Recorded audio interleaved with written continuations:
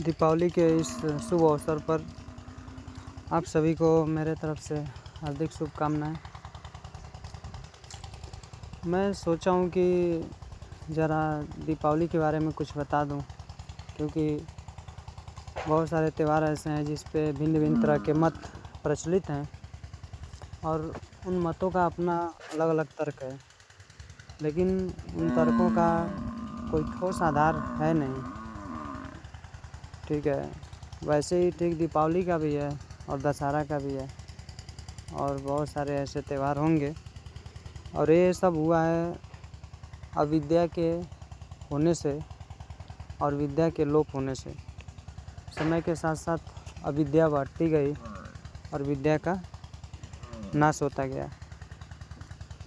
तो दीपावली पे तो मैंने सुना है कि भैया राम जी आए थे और उसी खुशी में दीपावली मनाया जाता है, लेकिन इस दिन तो राम तो आए ही नहीं थे। असल में जो दीपावली है वह इसलिए मनाया जाता है क्योंकि अभी हमें पता है कि इस समय खरीफ की फसल जो है, खरीफ की फसल वो हो चुकी है।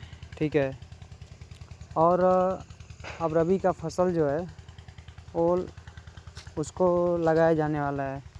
ठीक है, तो इन खरीफ और रबी की फसलों का जो मिलन, एक तरह से जो जोड़ वाला जो समय है, ठीक है, हम लोग क्या करते हैं कि खरीफ के फसल को अपने घर में लाते हैं और उससे यज्ञ जो किया जाता है, ठीक है, जो इससे दान किया जाता है, तो इस दान की खुशी में जो है इस त्यौहार को हम मनाते हैं। एक नई फसल के आने और एक दूसरी तरह का फसल को मतलब लगाने के खुशी में, लगाने के मौके पर इस त्यौहार को मनाया जाता है, जिसको वैदिक सभ्यता में पहले इसको नव सस्येष्ठी बोला जाता था, जिसको समय के साथ साथ जिसका नाम बदल के दीपावली हो गया। यानी दीपों का, एक तरह से दीपों की कतार, दीपों से सजाने वाला त्यौहार ऐसा हो गया।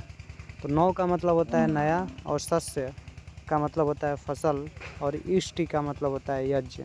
यज्ञ का मतलब होता है देना, दान करना। ठीक है, ये सारे मतलब यज्ञ के अर्थ होते हैं।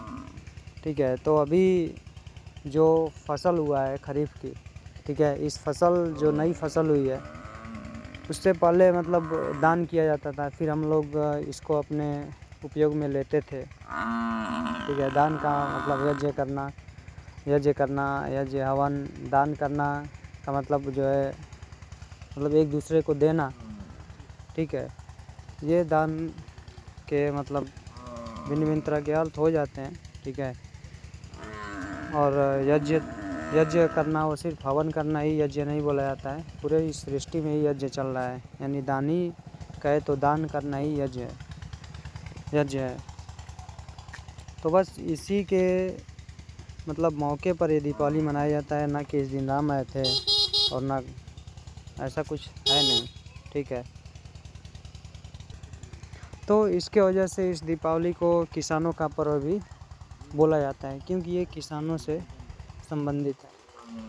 आजकल तो खैर हमने इस दीपावली के नाम पे जो है इस पूरे पर्यावरण को पटाखों के द्वारा प्रदूषित करने में जो है सभी लगे हुए हैं, लेकिन हमें विचार मतलब करना चाहिए कि रियलिटी क्या है। और इस पे विशेष में ये है कि हेमंत ऋतु में शारदीय नवसस्येष्ठी मनाना भारत के सभी ज्योतिषियों के समक्ष एक जटिल प्रश्न उपस्थित अवश्य करता है। या तो ऋतुओं के निर्धारण में कोई त्रुटि है अथवा पर्व के निर्धारण में। इस पर ज्योतिर्विदों को सभी पूर्वाग्रह त्याग कर एक मत स्थापित करने का प्रयास अवश्य करना चाहिए। ये कार्य तो हमें जो है विद्यालयों को भी करना चाहिए भाई, जहाँ पे बच्चे पढ़ने आते हैं। ऐसा नहीं हो कि सिर्फ जो है वहाँ पे चीज़ों को रटा दिया जाए। तो यार विद्यालय में रिसर्च का काम भी होना चाहिए, और टीचरों को तो यार मतलब वो सिर्फ कुछ चीज़ें रटाने में लगे रहते हैं, इस पर ना कोई रिसर्च करना है ना कुछ करना है। बस है जो रट लो गधों जैसे और बस उसी पे चलते रहो। तो इस पर एक विचारी मतलब चीज़ है ये। ठीक है, हमें जो है भिन्न भिन्न चीज़ों पे विचार करके जो परंपराओं से जो चली आ रही हैं, अगर उस पर कुछ गलत है तो उसको सुधार अवश्य करना चाहिए। ठीक है।